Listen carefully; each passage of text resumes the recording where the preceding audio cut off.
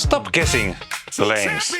This is Koomatiimi Pin Drop, a 6-part series about ball reactions and lane conditions, with 2 top-level pros, McNeill and Larsen. Each episode, 1 question, real answers, practical takeaways. 2 champions, 1 question, no spares, just the truth.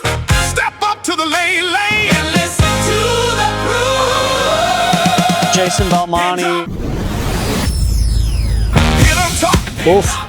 That's a really good question because it's very hard to answer. It's fine-tuning and it gives you a little extra. By Koomatiimi.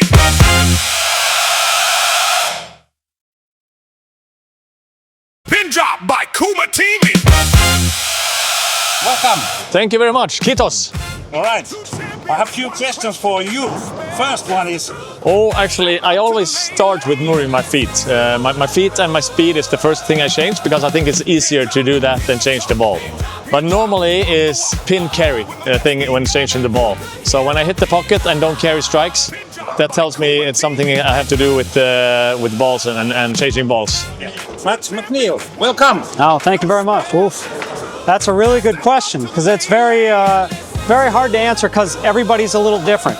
You know, I've been competing for 25 years all over the world, and so my instincts and my process is going to be different than, say, Martin Larsen's or Jason Belmonte or Mika Koivuniemen or Osku Palermo. Everybody has a little different thing. One thing that I look for is I read my ball motion very intensely. So I have a high level of focus when I'm watching my ball go down the lane, okay? If I throw a good shot and I say, okay, that's a good shot, I executed well, and the ball doesn't even come close to giving me what I'm looking for as far as ball reaction, I know probably if I just make a little move or change my hand, change my speed, change my feet, it won't work. Then I know I'm taking another ball out of the bag. And so that's kind of a clear indicator of, okay, I need to change balls. The other example I would give would be if I'm into a part of the lane and I'm doing something with my release and my speed, and I know that I can't make any more physical adjustment, then I know I got to go to a ball that's going to do that for me versus me trying to have to make the ball do what I'm trying to get it to do. So it's a good question, but it's a very personalized answer. Pin drop by Koomatiimi. Pin drop by Koomatiimi. Well, to explain it simply, if you have a Porsche turbo with no tires, it doesn't matter that you have a great engine. You need something that touches the lane, or you need a tire in the car that touches the ground. So without that, the engine is not too much important. So it's fine-tuning and it gives you a little extra, but the actual cover, the surface that touches the lane is the most important, absolutely. Real simply, your ball surface is where the rubber meets the road, okay? So, if you put a chain on a tire, okay, it's gonna grip the road a lot, no matter how that tire is designed, okay? If it's a snow tire or a summer tire or a racing tire, if you put a chain on it, it's just gonna grab the road. And so that's why surface, I say, in my opinion, is about 80% of ball reaction. So surface is very, very important. Pin drop by Koomatiimi. Pin drop by Koomatiimi.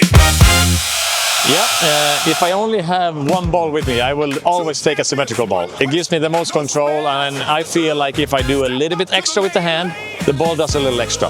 And if I do a little less, the ball does a little less. So an asymmetrical ball gives me that like more variation and more hitting power. I tend to like it more when the pattern gets stretched and there's a little bit more urethane carry down. But overall, I like the symmetrical balls better.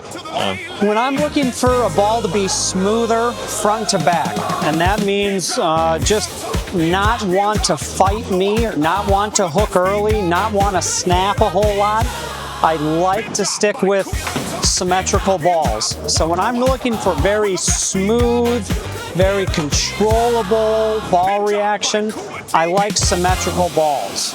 And especially if I'm trying to play more closed angles, keep the ball on line, keep the ball in front of me a little more. I really like symmetrical balls, okay? Now, if I'm opening up my angles and I need the ball to start up closer to me, that's when I prefer asymmetrical balls. Pin drop by Koomatiimi. Pin drop by Koomatiimi. No, I tend to look at bowling as a big puzzle. It's hard to put the puzzle together if you don't have all the pieces. But how much you should? If you want to become really good, then you should pay attention to everything. If you're out in bowl to have some fun, not that much important. You can go and have fun and play good, but if you want to be good on every condition, then you have to learn everything. Oh, I mean, you have to be very aware of the environment you're competing in, okay? It'd be like, you know, professional tennis players adjust how they play on clay versus grass versus, you know, the synthetic courts or whatever types of other courts they have, right? They adjust how they play on those. The professional golfers, they adjust on whether they're playing on bent grass or Bermuda grass or anything like that. So all athletes, they're always adjusting to how to the environment that they compete in. And bowlers have to be the same way. You have to understand, how much does the lane surface already hook? What are the conditions out there? How about all the other people I'm bowling with? What are they doing to the conditions between my shots? There's a lot that goes into figuring out the puzzle. Pin drop by Koomatiimi. Pin drop by Koomatiimi. I think the more balls you have, the more knowledge you have to have. Otherwise, you're gonna guess wrong. So, first of all, spare ball and a reactive first ball is good. Second, spare ball, dull ball, shiny ball. That's a good start. But then the more balls you get, the more knowledge you have to have. Otherwise, you will get lost in the jungle of balls. Yeah. So, if you don't know your equipment, it's going to be harder to guess right. It's a guessing game, and we wanted to make the right guesses before everybody else. The most common mistake amongst amateur players, is that what you asked? Okay. I would say the most common thing that I see with amateur players or good club players is it's one of two things.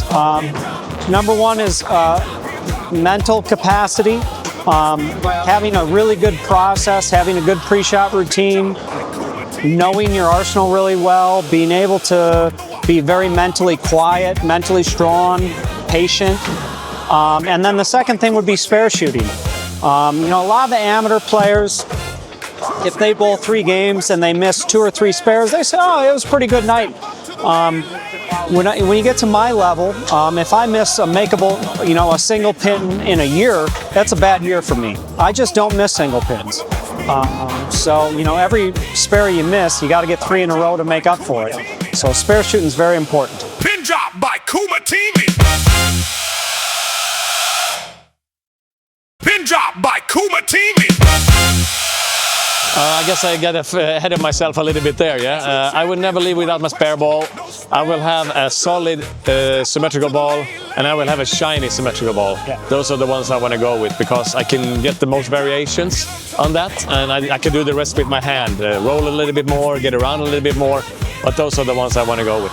I think I would have kind of like a medium slow ball, so like medium distance, slow reaction, okay? So, you know, that would probably be like a solid type of bowling ball, solid cover stock. I would definitely have probably a hybrid, which would kind of be more of like medium length, medium reaction time. So something really versatile or really, you know, that I can do a lot of different things with, you know, that I can change, you know, as a skillful bowler. And then I would have a pearl ball, which is going to be a little cleaner and a little quicker response. You know, so I kind of get, you know, those 3 distances, and then I get the 3 response times. I get a really slow, smooth ball, I get one that's a little quicker than that, and then I get one that's a little quicker than that. And then after that, it just comes down to your skill and your practice, and you're ready to go. All right. Thank you very much. Thank you so much. Pin drop by Koomatiimi.